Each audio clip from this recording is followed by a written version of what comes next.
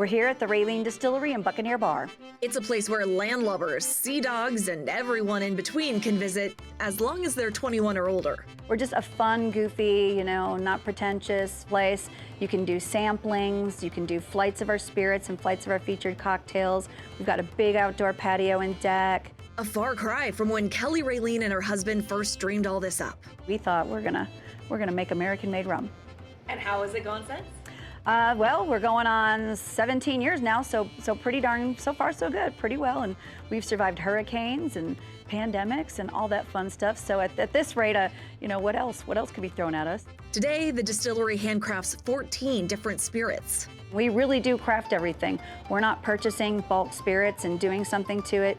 We actually use the molasses, the corn mash, the blue agave nectar, and of course the sugarcane juice to make all of our products. So it's the real deal. We're not just blending here. We actually ferment and distill every product, and we're one of the few, distilleries that are still doing that.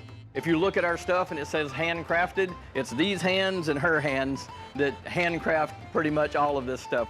Master distiller Kenny Bradshaw says the process starts with the raw materials going into one of these fermentation tanks. The idea behind fermentation is to turn sugar into alcohol. That can take anywhere from a week to 10 days. Once that's done, then it'll go into our still, and the still is what will turn it into high-proof alcohol.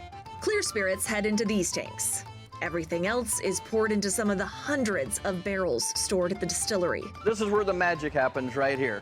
That magic can take years before the spirits can be bottled, labeled, and sold at the Buccaneer Bar.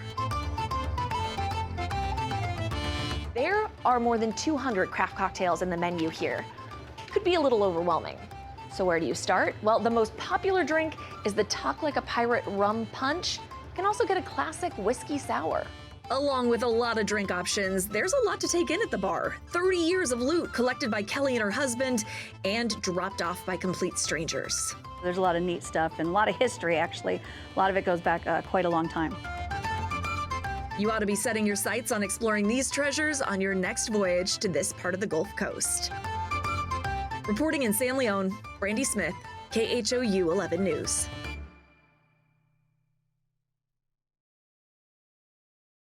If you want to explore more hidden gems, you've got options. You can watch this playlist, check out this video, or go to khou.com/hiddengems. We have an interactive map there that will help you scout out where you want to go next, plus more details about all the gems we featured.